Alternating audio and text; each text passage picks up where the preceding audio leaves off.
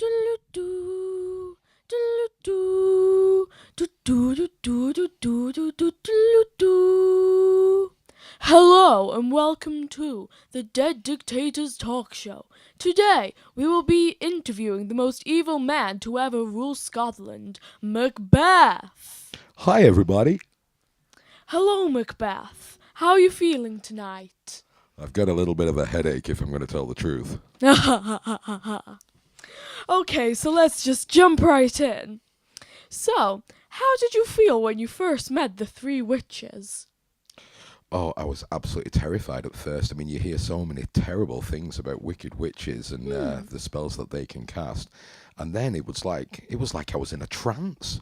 It was like I couldn't do anything but just like listen to these fantastic things that were being told to me by these hideous, evil, ugly hags.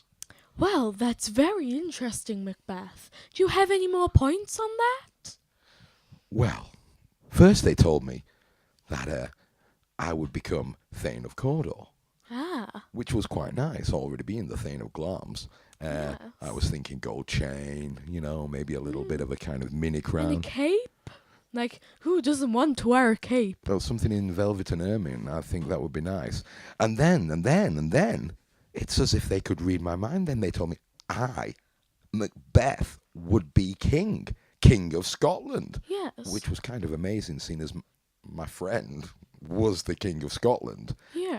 And then there was something not so good. Then I was told that my best friend Banquo, in fact, he was going to be king after me, which kind of took the edge off it a little bit. Yes. So, did you have any rough feelings towards Banquo? No. I mean, he's my best friend. We've been through thick and thin together, fighting, Yes. battling, winning wars, that kind of thing. Yeah, so, how did you feel about Duncan? That is his name, isn't it? Well, this is where me and the missus, Lady Macbeth, had a bit of a falling out. Ooh. See, Duncan had honoured me. Duncan had given me Yes. everything. Duncan was my lord and my king. Would he be, say, a very good friend of yours? He was indeed a very, very good friend of mine. Yes. And I've got to say, if it wasn't for those crazy witches and Lady Macbeth calling me a coward, saying A coward? How dare she? the hope was drunk in me and I was just talking foolish prattle. And if I was a man, that I would do it. Well, everyone knows that I am a man. So, would you say that you were peer pressured into killing Duncan? Well, it was worse than that. She was saying that I was less than a man, that she'd have nothing more to do with me, that I was a coward. That's terrible. But why were you so determined to get the throne? Well, Duncan starts talking about his sons, who did nothing in the battle, and how Yes. Malcolm was going to be his son and heir. And everyone in Scotland knows I'm the bravest man in battle. That honour should have gone to me by right, by right of blood and strength and valour. Ah, yes. Okay, so I'll move on to a different question. Why did you go to the witches again? It was all getting just a little bit tricky. Rumours were spreading around Scotland. They were talking about the dead rising from the graves. They were talking about evil spirits abroad. There were murmurs. The wretched Duncan's sons fled with all kinds of stories about how I was really the murderer and how I'd covered it up by blaming it on those bodyguards. Wow, how And in dare fact, they. that no one could trust me. I needed to be safe. I needed to feel secure. I needed to know that everything will be okay for me and Lady Macbeth. So, when you did go to see the witches again, was it a different experience altogether, or was it very similar? Oh, there were hundreds of them. It was Hecate's birthday, there was some great big celebration. They were cavorting and reveling. There was potions and magic spells. There were newts and salamanders, black cats everywhere, frogs and toads, and this hideous demon queen. Oh, it was like the worst kind of nightmare. So, can you describe what these witches, should I say, looked like? Oh, they were vile and hideous. I will say no more than that. Imagine the worst kind of nightmare.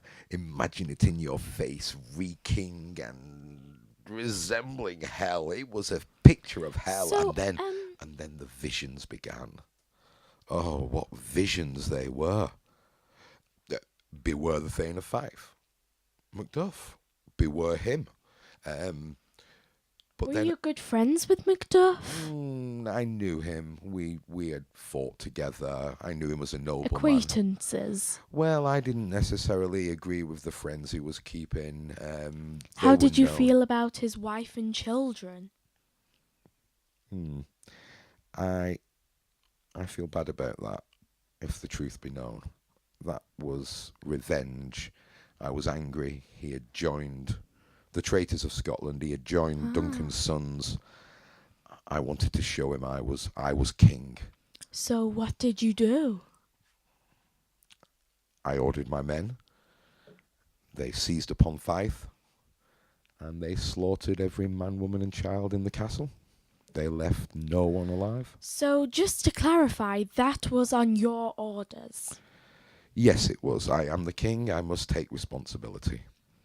Well, I never.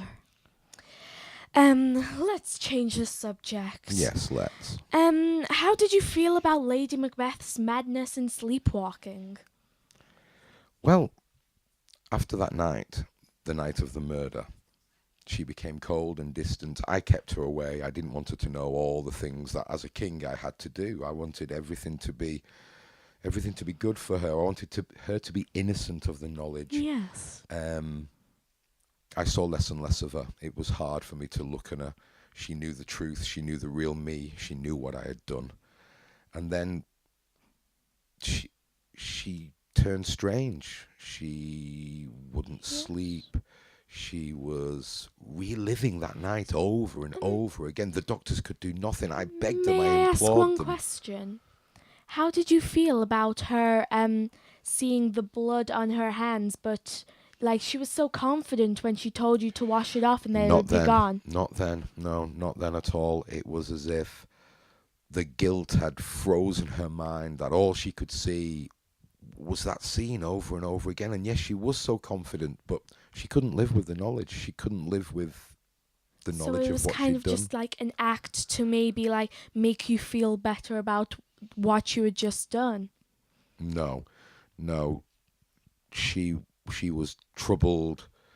She couldn't So she forget. couldn't grasp the thought that that was her idea. So even though she wasn't the one who held the dagger, she was just as responsible. And she held the was guilt. as guilty in her own way. She made me do Yes. it. She was involved. Yes. So how did you feel about her killing herself? Was it heartbreaking or was it After just... that, I had nothing to live for. After that, I just wanted to fight.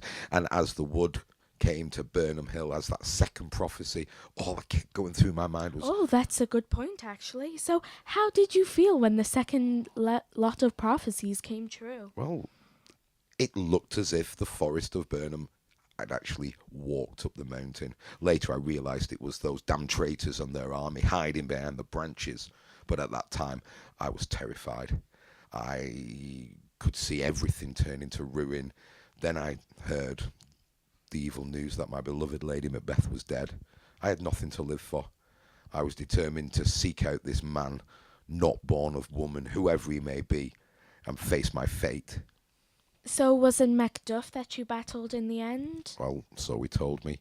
So he told me that he was untimely whipped from his mother's womb, and that therefore he was Not man. born of woman. not born of woman, yes.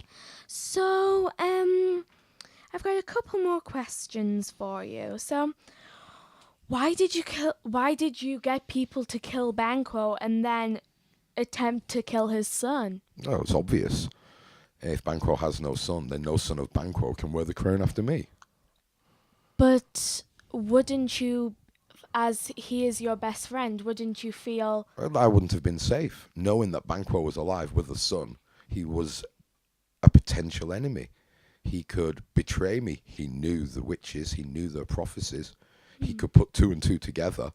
He knew that his son was going to be king after me, and I was king. Therefore, his son would become king. I had to get rid of them. Yes. I had to be safe. I had to scotch the snake. Ah, so I think I just have one last question for you. Do you think it was necessary to kill all the people that you killed? Well, obviously now with hindsight, sitting as I am in a red hot lake of fire in hell, I regret my decisions. But at the time, it was all for me and Lady Macbeth to be safe, to enjoy what we'd earned, all our hard work, all our effort, all my fighting, all my valor. It was for our future.